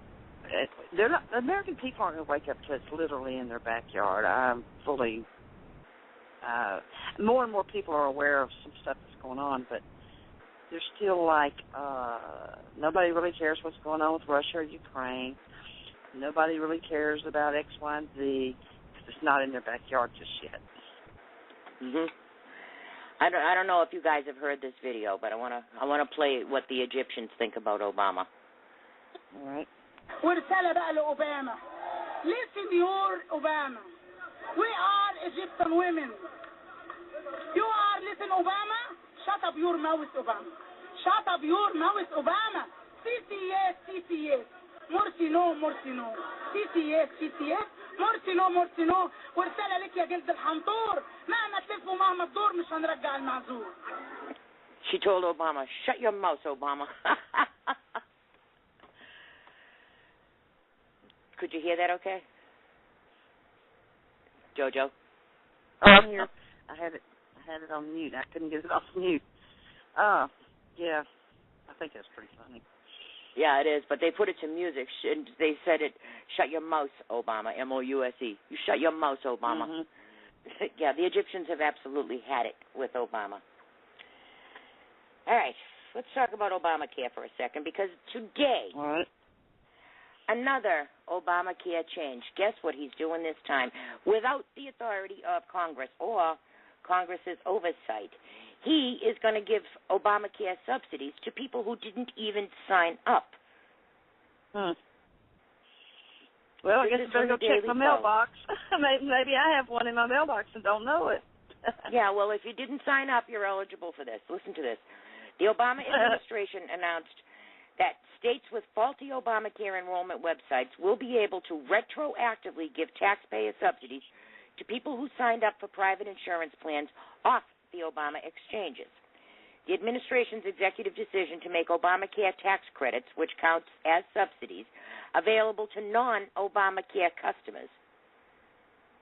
So it was slammed by the House Energy Commerce Health Subcommittee Chairman Joe Pitts. He says, it's outrageous for the Obama administration to be quietly telling states, pay subsidies now, worry about the paperwork later. The administration is blatantly ignoring the law, paying subsidies to plans outside of exchanges, he said. Additionally, this pay now, verify later directive could be a boon for fraudsters, raising the administration's unaccountability to the likes we have not seen. Once again, the self-proclaimed most transparent administration in history is caught trying to hide another change from the public. The unilateral delays and changes have been rampant. The American people deserve better. Can you see this? I mean, if you went to the website and you weren't getting a subsidy anyhow, you found a policy outside of the Obamacare exchange, or you couldn't get on the website, and you knew you had a deadline, so you bought yourself your own policy. Now he's going to give you subsidies, and all you got to do is tell him that. You don't have to show any verification. You don't even have to prove that you signed up for a policy, and you can get a subsidy. Nice country, huh? Well, there's some. I can't remember if it's 30 or 60% of people that do not have insurance, are not going to sign up for it. You know, they're just like whatever. Yeah. So even people that have no insurance at all are steering away from it. Mhm. And one more thing, you know how everything is about Obama, right? Well, now March Madness, the White House pushes Obamacare through NCAA tournament. From Breitbart. The NCAA basketball tournament is widely popular. Obamacare isn't. So, to boost interest in the latter, the White House will hitch its star to the former. Can we get a Supreme Court ruling on the separation of sports and states, please? The basketball Obamacare promotional assault starts today when the White House releases its 16 sweetest reasons to get covered, a play on the tournament's Sweet 16. Now, I saw this roundup of these videos, the Sweet 16, and it says, well, you know, sometimes accidents happen. They show this young girl. It looks like she's in, like, a restaurant bathroom because it's got this long sink and shelf. She's standing up on the sink shelf, twerking, and falls off. And that's why she needs Obamacare. Is that what they think all our young women do? They get up in front of a mirror in a bathroom and start twerking in the mirror? Is that a way to sell Obamacare? Are you kidding me? Hopefully, they got another one. That. It's a mother rubbing a little kitten's belly and says, Mom wants you to get the Obamacare. You know, they got these 16 different videos. And every one of them is stupid. They got some guy dancing on crutches. And, you know, he's throwing his legs around and he's doing handstands on the crutches and he ends up falling. He needs Obamacare. These are all the reasons you need that. I don't know how much more I can take. I think I'm going to need a news vacation or something. It's just like, man. Well, I got some dumber by the day. Oh? The Surgeon General nomination is on hold. You know that guy, I hope so. Moretti? Yeah, he because of his support for gun control, the Democrats are saying, oh, hell no, you just did that to us. You put us on the spot, and now we have to deal with why we voted for that last guy, the radical there. But he didn't end up getting confirmed, remember? What was his name, Jojo, the one last week? I don't know. He's some Indian guy. He's only 36 years old, has very little experience, and he doesn't think we should have guns. Yeah, well, this guy here, that's the Surgeon General, he doesn't think we should have guns, too. And as a matter of fact, during Murphy's Senate confirmation hearing, Senator Lamar Alexander asked whether Dr. Murphy intended to use the Surgeon General's office as a bully pulpit for gun control. Listen to this dude's answer. Murphy said he intended to focus on obesity prevention, which he regarded as the defining public health issue of our time. But it gets worse. He says he had no plan to use the Surgeon General post to talk about gun control, but said, my concern with regards to issues like gun violence have to do with my experience as a physician, seeing patients in emergency rooms who have come in with acute injuries, but also seeing many patients over the years who are dealing with spinal cord injuries, post-traumatic stress disorder, and other chronic complications from gun violence. No, I'm not going to use it, but here's all the reasons that I'm going to use it. You know, they want you to think with your feelings, not your head. So put the straw man out there. Well, I mean, I just, I guess, I just think different than they do. Gun violence is terrible. I've worked in emergency rooms for 25, 30 years. I've taken care of thousands of gunshot victims. Mm-hmm. But I don't want to be a victim. That's why I want to keep my gun. So when somebody busts through my back door, I got something for them. I don't want to be a gunshot wound victim. That's why I need a gun. Yeah, well, you're right. Gun violence is absolutely atrocious. But how are you going to stop it? Unless you got a gun. Somebody breaks in your house and they have a gun. Are you going to sit there and be a victim, or are you going to protect yourself and your family? And if you give up your gun... I don't care if they have a gun or not. They bust in my back door. I'm not going to be... whatever. Let me shut up. Yeah, but if you don't have a gun and they come in with a gun, you're a victim. When you see these signs that say this is a gun-free zone, what it really means is everybody in here has been disarmed for your convenience. Mm-hmm. That's what it really says. Well, and we've said this before, all these new things they want to come up with, they haven't come up with how to take the guns away from the criminals. They just want to take guns away from the law-abiding citizens. They don't have a theory about how to get them away from the criminals. That's true. If you look at Chicago, all the gang violence and the gun violence and stuff, they're not prosecuting gun violence up there. No, I don't know how many of you all knew that, but up in Chicago, the prosecution for gun violence has dropped like 70% since Obama has been in office, because they don't want to prosecute the gun crime. They want it to be rampant so they can use it as an example. They don't care how many people get killed. But, if you make a law for guns, right, why don't criminals obey the laws we already have? Making more laws. Really? Yeah, well, making more laws isn't going to make them obey them any more than they obey the ones we got now.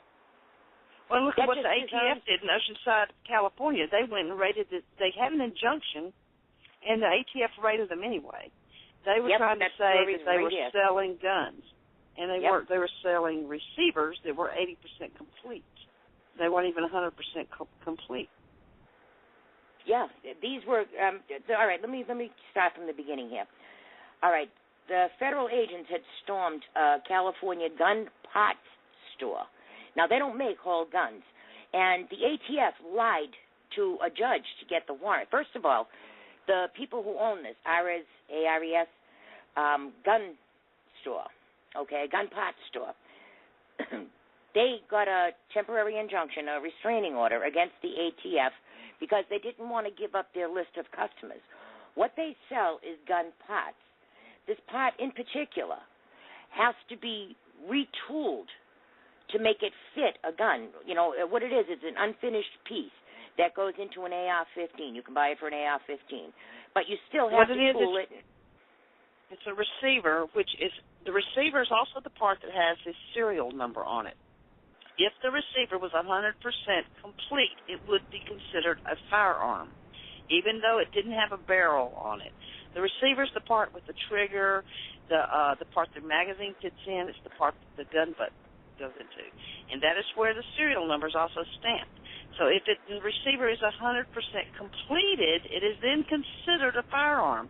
But this company was only making them 80% completed, so they were not technically a firearm yet.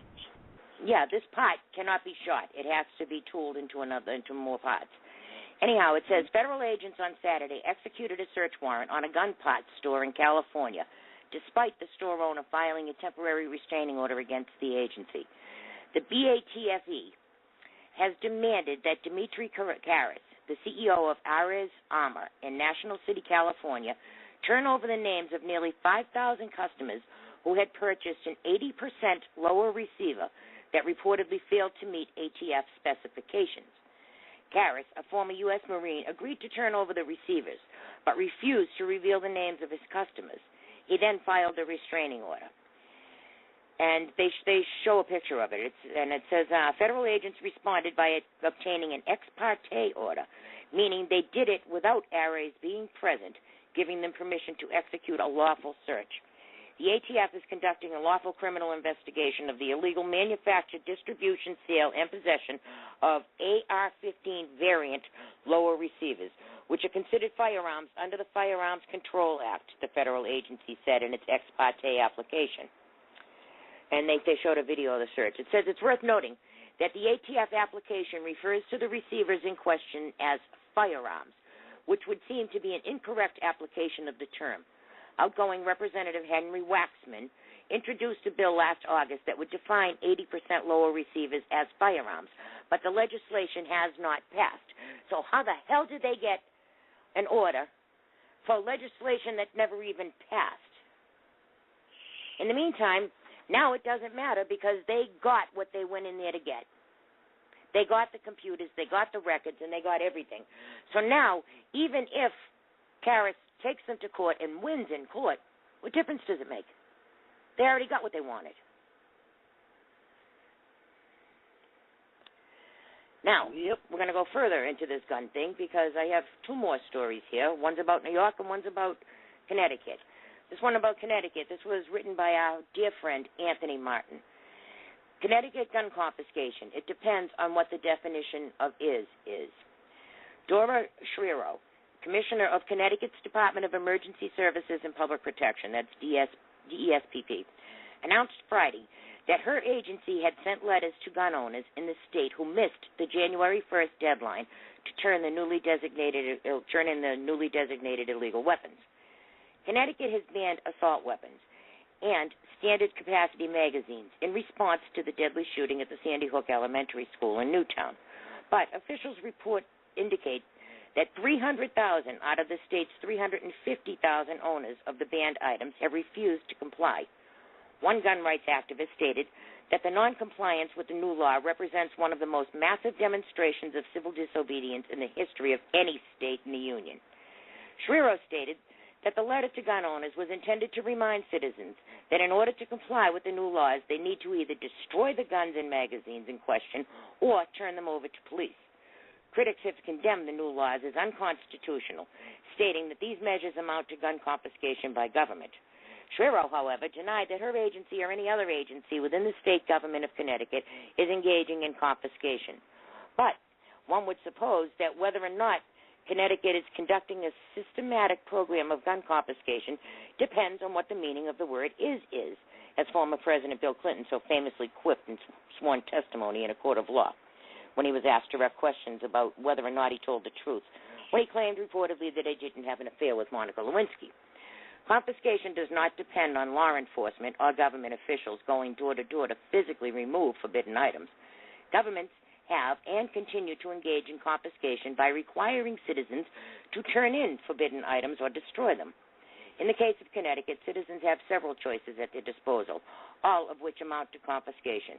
That is, by law, they are relieved and deprived of the right to possess assault weapons and magazines that can hold more than 10 bullets. So, under the terms of the new law, a citizen can store their weapon and magazines out of state, or they can take them to a licensed gun dealer and sell them, or they can destroy them or take them to government authorities and turn them in. So each of those choices amounts to one thing. The citizens are being deprived of their right to possess these guns. He goes on, but Anthony's right. Now, up in New York, way to go up there in New York, gun rights supporters in New York burnt hundreds of registration forms. This one's by Joe Newby, expressing their disapproval with new gun control laws and gun rights. Supporters in upstate New York burned nearly 1,000 gun registration forms Sunday. The burning capped an event put on by NY2A, that's New York's Second Amendment, grassroots coalition, that was attended by hundreds of gun rights supporters. It says, according to the Saratogian, dozens burned New York State police assault weapons registration forms. We're demonstrating to New York State that we will not be registering our firearms with the state. Lisa Donovan, one of those responsible for the event, said organizers were telling gun owners what their options are relative to the new law. And she added, we're also encouraging them to get more active in the political process. We're basically explaining to people once they register that the gun is no longer theirs, she added. It's a matter of time as to when the state will take it. It will be upon their death or when they change the law and decide to confiscate the guns that have been registered. A gun that's been registered can't be sold or anything. So it's really no longer yours at that point. So there are legal options for not registering, Donovan said. Gun owners could, for example, modify their weapons so that they don't fall under the new law. Jake Palmatier, a co-founder of NY2A Grassroots Coalition, said civil disobedience is the goal and hopes the registry portion of the SAFE Act collapses under its own weight. So there you go. We were told they can't do that. That's against the law. They're not coming for the guns. All right. NRA won't allow that. That's right. And we've been saying straight through, they're coming for the guns, they're coming for the guns, they're coming for the guns. And everybody said we were crazy. And this is one argument I have all the time with people. Everybody loves Ben Carson. I like him, too. He's got a lot of great things to say. I think he's a wonderful man. But he also has said certain cities should not be able to have certain rifles. Right. You either have the Second Amendment or you don't have the Second Amendment. So here he is, wonderful guy, may or may not run for office, but he's wanting to put restrictions on the Second Amendment, too. The Second Amendment is an all or none thing. It can't be a little of this and a little of that. Right. Just like the First Amendment is, it can't be a little of this or a little of that.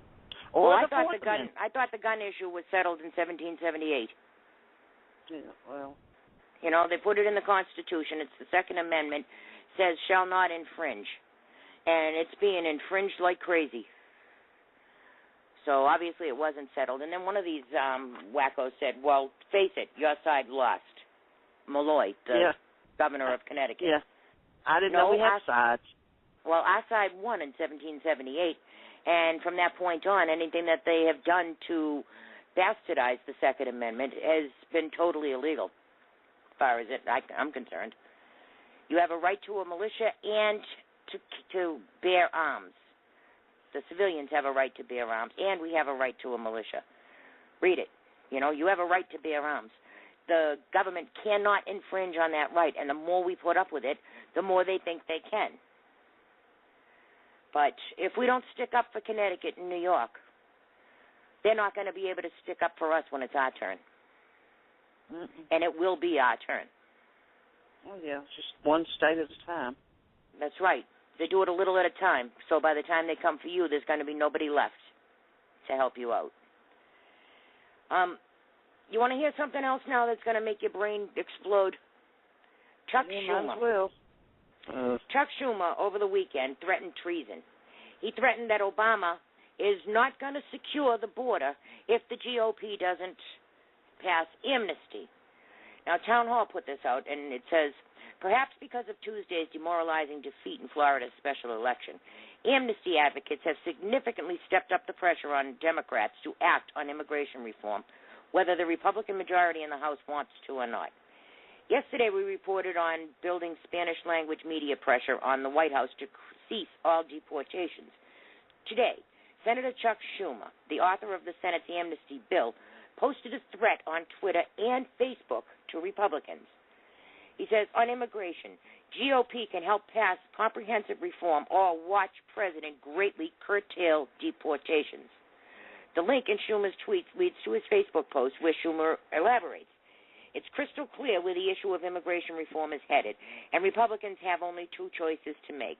They can either help pass comprehensive reform, which will greatly reduce the flow of illegal immigrants growing our economy by bringing in needed workers in high-tech and agricultural areas, and provide a hard-earned path to eventual citizenship for the 11 million in the shadows, or they can sit idly by and watch the president greatly curtail deportations while 11 million continue to live in limbo here in America. The choice is clear. A reform bill has the support of liberals, moderates, and conservatives, and all we need is the courage of the Republican leadership to make the right and obvious choice. Well, you don't often see threats more stark than this. Schumer is flat out saying either pass my amnesty bill now or Obama will stop protecting the border entirely. Hello? That's treason, ladies and gentlemen. And another thing, all these immigrants, they can find their way to the marches. They can find their ways to schools. They can find their way to the driver's license office, and they can find every other amenity in the United States. The only thing they can't find is an immigration office. I am so tired of hearing about the poor little tomato picker from Mexico. That's what they want you to think. When you think of the word illegal, that's the first thought that should come into your mind is the poor little tomato picker and his family scraping by. Well, you know what? That's what they want you to believe. Start thinking Somalis and Hezbollah and Iranians and drug cartels and weapons Syrians. runners. And look at all the Syrians we just let in. All right? Lose the image of the poor little Mexican farmer. and start thinking in reality here. A wide open border invites problems, okay? Now, my advice is for these people to get legal. We don't have a problem with immigrants. Immigrants are welcome. Do it legally. And I don't want to hear anything about being racist, because illegal is not a race. It's a crime. So if you can find a way... But what about all the people that went through the steps to come here legally? How fair is it to them? It's not fair to them. It's absolutely not fair to the people who did the right thing, who did all the applications, met all the requirements, and waited their turn. Sure, we could upgrade our system, but what gives these 11 million people? That's a real short goal. I'm thinking it's more like 50 million. Yeah, but me too. Not all these illegals want to be American. You know, they want to stay loyal to their home country, but sit here and enjoy all the benefits of living in America. If you want to live in America, become an American. Pay taxes. You know, and like I said, I don't want to hear anything about the $10 heartbreak story or the poor little tomato picker. Get legal. You know, they say, well, you were brought here, you know, some of these people were brought here as a child 20 years ago. Well, if they were a child 20 years ago, they're an adult now, and they still can't find their way to an immigration office. Cry me a river. I don't want to hear it. You know, I'm a little tired of this. And then, on top of that, on top of what Schumer said, Obama orders the Border Patrol to retreat and are forcing them to use pellet guns. Pellet guns. Pellet guns. Are you kidding me? Did It'd be better off gun? The slingshot. At least the slingshot with good marble in it can knock the poop out of them. Well, we already heard about the Sinaloas. We've already heard about the Department of Justice, Obama, and all of them arming the Sinaloas. We already heard about the death of Border Patrol agent Brian Terry. We know that the ATF, the FBI, were handling the guy who had the guns. They sold this guy the guns. They knew he was a Sinaloa. He told his handler that there was a shipment of drugs being moved that night, and he was going to rob those drugs. So they knew the drug shipment was going down. They knew that their confidential informant was going to be there with guns that they gave him, and they sent Brian Terry out there with beanbags. And now they're telling them to retreat, and they're telling them to run and hide. They're telling them that they can't have weapons, that they have to have beanbag weapons. Why even bother putting them out there when you know damn well you armed all those drug cartels? So you're putting disarmed, unarmed Border Patrol agents, Americans, on that border for what? To get them killed? That's what's going to happen. How many more are going to die? They had 6,000 attacks on Border Patrol last year. They don't want to tell you that part. Mm-hmm. There have been assaults with rocks 1,713 times just since 2010. So why are we putting our best and brightest on the border when Chuck Schumer says Obama's not going to watch the border to piss off the Republicans, that the Border Patrol is going to have pellet guns, which aren't any better than beanbag guns. What's next, squirt guns or Nerf guns? You know, slingshots, what? Well, I don't know. I just know I wouldn't want to be a Border Patrol. Yeah, I wouldn't either. I wouldn't either. Well, JoJo, we got a couple more stories here, but we're running out of time. All right. So do you have any comments and closing comments for our... let me just tell you the headlines before we... Let me tell you the headlines we missed. The U.S. lost track of tens of thousands of foreign students. ICE said to Cummings, you're wrong. We can hold Lois Lerner in contempt. Lindsey Graham doesn't like spying now. He's one of the biggest defenders of the NSA, but now that the NSA has been proven to be spying on senators, they don't like that anymore. So they don't give a damn if they're spying on you, but they don't like it when themselves are being spied on. And China reconsiders the carbon tax. China said, no, we're just going to continue to pollute, and you're not getting any carbon tax out of us. Go talk to the Australians or something. So that's it. There's our news. All right.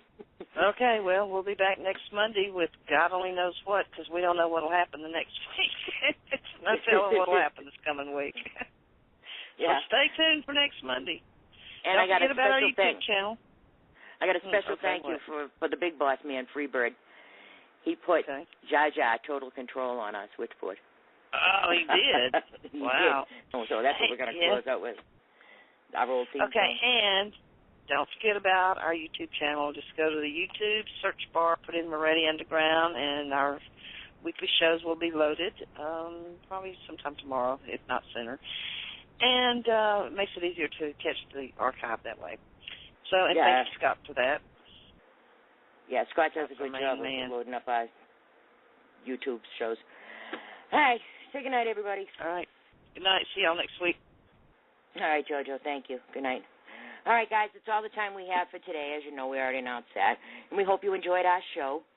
And we'd like to thank all of our listeners, all the people who called on the switchboard. I see you there. Thank you for calling, too. Everybody in the chat room, thank you so, so much. Anna, Lynn, AstroTurf. I see Red and Kelshu in there, too. Thank you.